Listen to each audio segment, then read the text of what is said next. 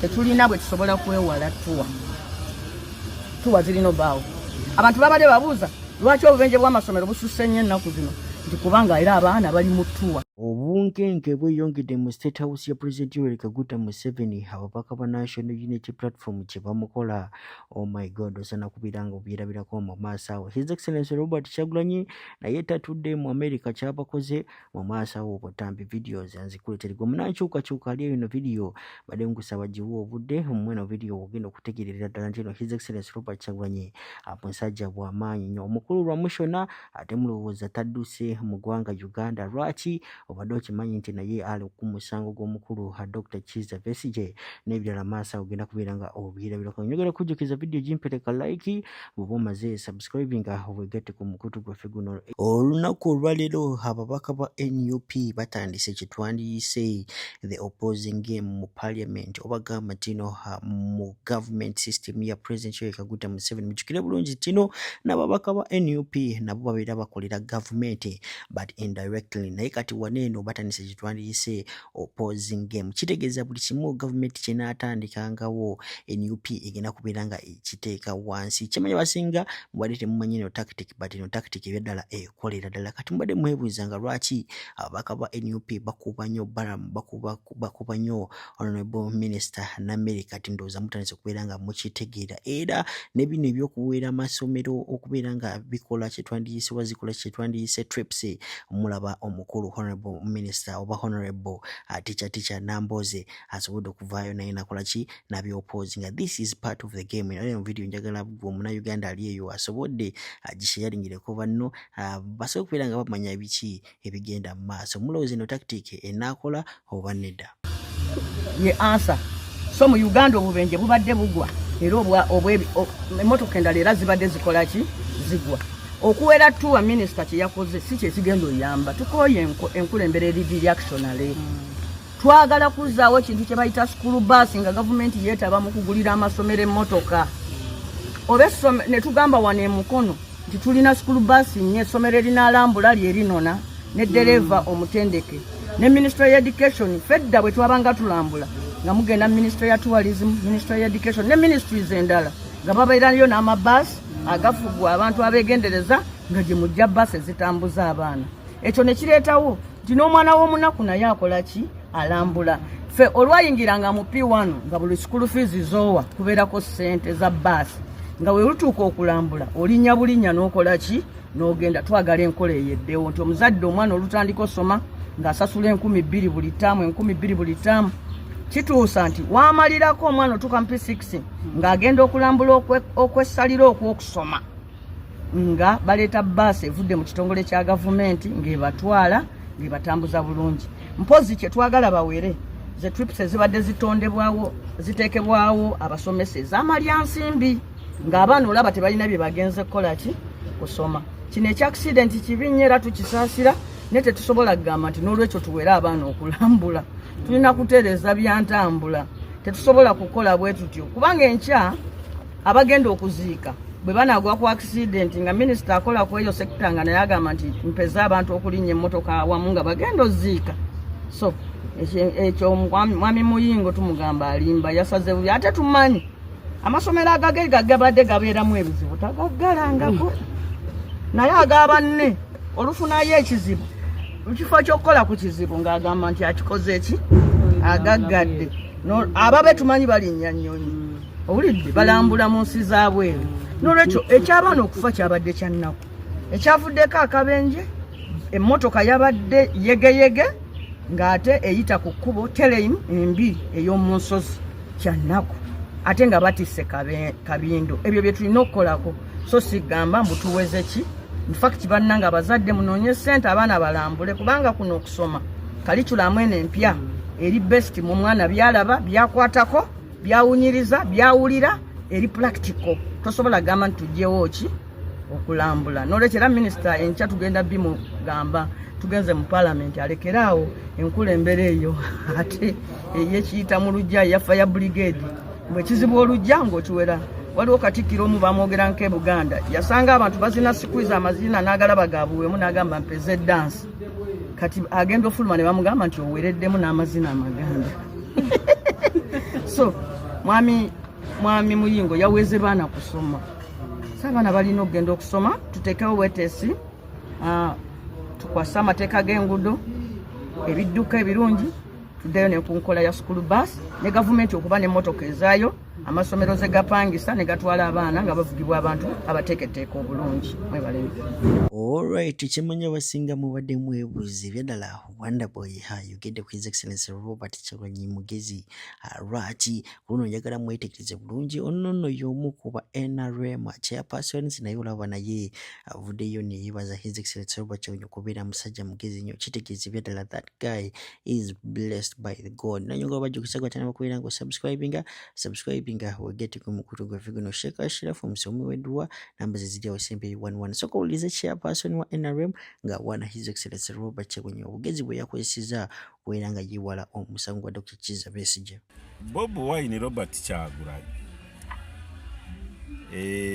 ndowooza omuntu yenna taliddamu kumbuuza ngu Bob Wine wagamba agenda kuleeta obuzibu buli wabwe yaleeta.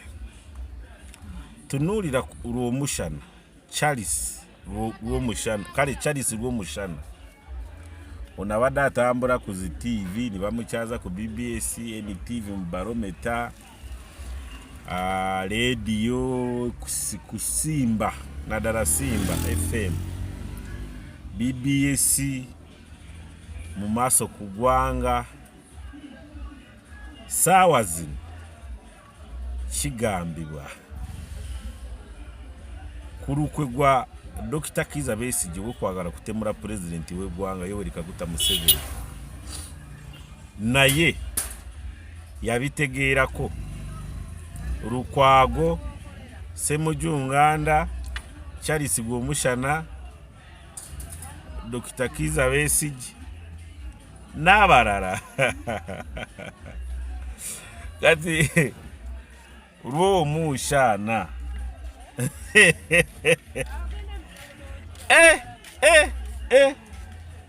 abatamanyi lw'omushana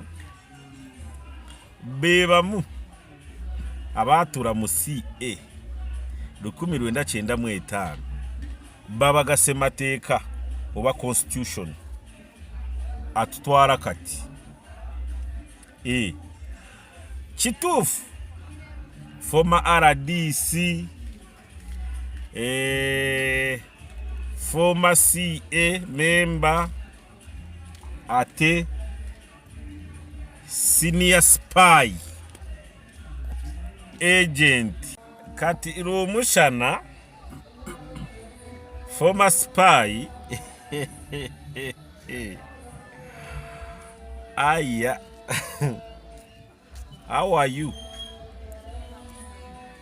wano Uganda yaffe teweefuula mugezi nnyo kusuka ku kyoli kubanga lw'omushana mwali wano muvuruga Robert Kyagulanyi kati lw'omushana nimwagala kutemula muzeeyi waffe Kikoofiira General muli basajja babi nnyo nnyo.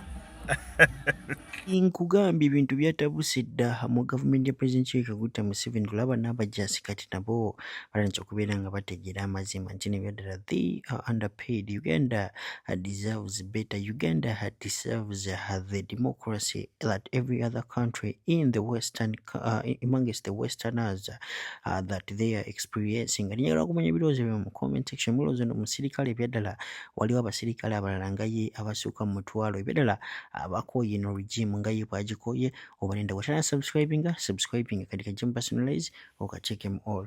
20 million. Some people are not even continuing for more studies because they are saying now even if you continue for studies, where will you get the jobs? They just say Uganda is the same. Some people even do other things now. Some people are criminals not by choice, but because that is what the situation forced them to do.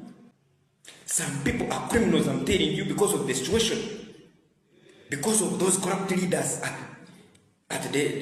within the system. They are bringing people, they just drop out of school because they say now what is the essence of studying? Actually, these days, they were saying education is the key to success, but these days it is no longer. Why? Things change. Someone graduates, after graduating, he goes to burn charcoal. Once you find someone burning charcoal, environmental whatever team will capture him, becomes a criminal. What is causing all that? Because there are no jobs at the district. But is it true they are not there? They are there, but they cannot put people. They are putting only ghost workers, bringing us carries and these are to replace, and other interns. And an intern is suffering over the expense of the one who is supposed to work. You go to hospitals if you don't find people who are not paid. Go to the hospitals, most hospitals, you find people who are not paid are the ones working. I myself have worked now how long? 3 years. Am I paid? But because when we are this side, it is okay. But go back to the civilian settings. You find the people who are, most of them were the interns. If I talk of interns, you may think of only those of bachelor, but even those people who are just a certificate nurse from who has just graduated is the one working. But we cannot tolerate that anymore. And I have to talk, even if it means what I know. Alright, gabadde yeebuuza lwaki Honorable Mwanga Kivumbi bana basajja ba gavumenti bamutaddeko amaanyi mangi nnyo. Njagala eno vidiyo ogiwa amatoojuluzi yonna paka weggwayo naawe omale otubulire submission yaawo mu comment section nga tanaba kubeera ng'osubscribinga akadde kajja mu personalize okateeke mu latest updates nga zino obeere ng'ozifuna mu budde. Sheikh Ashraf omusomi w'edduwa namba ze ziri awo simbi yayo 3711 osomukubirako yasobola okubeera nga akuyamba ku bizibu byonna byobeera nabyo. Sooka owulirize ono mukulu y'omu ku ba analysts ba National Unity Platform era ddala abali very well informed. Abatamu mwalowooza nti Muwanga Kivumbi bwe yayogera ebigambo ebikankana nga baakamuta yakola nsobi, but teyali nsobi. Ng'omuntu ali mu struggle eya ddala atalina kyanoonya, kubanga bwe babaka wa paalamenti abangi bwe banoonya abo badde emyaka 15 bwe kuba kumanyika amanyiddwa, bwe ziba ssente azirina, ayagala kukyusa buyinza. Mwali mulowooza nti omuntu osobola kubeera w'amaanyi mu struggle ng'oli bweru. Ababalowooleza okumpi bwe bakitwala nti olina kubeera ku struggle ng'oli ku front line wano. Osobola okuba ng'oli mu kkomera naye ng'ate ozitowa nnyo okusinga abali ebweru. Olunaku olwaliro ebimu ku bibala ebirabwako kati mu struggle bitandise okulabika. America okuvayo negamba nti Uganda tesaanidde kugendamu munnansi waayo. Kabonero akalaga nti Uganda tekyali ku mulamwa. Ate ekigenderero kya NUP kulabisa kulaga kasasiro ali mu Uganda. Olunaku olwaliro engeri yokka gye bakwatamu Muwanga Kivumbi, abduction, that is kidnapping. Mu nsi zonna ezissa ekitiibwa mu ddembe ly'obuntu, ekyo ekikolwa kibi nnyo. Kitegeeza singa Muwanga yasirika ne bamutana tayogera, tebaali mu kidnappinze, tebaali mu kutte, okulabisa okwo tekwali baddewo. Oba okitegeera, okulwana kwa kaakati si kwekwedde okugenda mu nsiko. Kati lwana ng'ensi ogirabisa. Ensi nga eziri mu third world countries nga Uganda economically ziyimirirawo ku buvujjirizi bwa nsi ndala. Kitegeeza singa ekifaananyi ky'ensi eyo kyonooneka mu nsi endala ne bakendeeza obuyambi bwe bawa ensi eyo, ensi eyo ejja kutandika okustrugglinga financially, ekiddirira gavumenti ekolapsinga, gavumenti egwa. Kati gwe avumirira Kyagulanyi nti alabisa ensi ye bigendererwa bye byakusuula gavumenti ya kuno oba byakugisupportinga ebeereko. Kubanga n'ensimbi ezijja kuno tezikola bye ziteekeddwa kukola, zibbibwa abantu abatono ne bazeeyambisa okunyigiriza bannansi. Kyagulanyi mu America gy'ali, ab'ebigambo bye bajja kugamba mbu ali eyo ne famire ye beeyagala bakola ki, naye ate tulina byetulaba ebivaayo. Gomaki kitegeeza Uganda okuteeka mu level emu ne South Sudan. South Sudan ensi etalina na ssemateeka. South Sudan gye basutunda emmundu nga ki ensi emu ku nsi ezisinga okulya enguzi. South Sudan ensi ezisinga okubeera unsecure, insecurity eri eyo noba ng'oli mu category y'emu n'eggwanga erya Somalia. Do you know what it means? Kiwamba abantu, bino simanyi Ebola, bino bingi. Nze nkubuulira Kyagulanyi strategy gye ya taking okulwanyisa gavumenti ya kuno ajja gikuba ekigo. Buyinza obutaba lwa leero oba nkya, ajja gikuba ekigo. Kubanga bano abasajja ate nabo bakolera ku pressure. Ate buli lw'okolera ku pressure, you expose yourself. Okutta opposition omubuzizzaawo weeks tamanyiddwa gyali, awala babulidde ddala, awala bali makomera tebaweereddwa ddembe lyabwe, and you think nti ensi galinga makaago.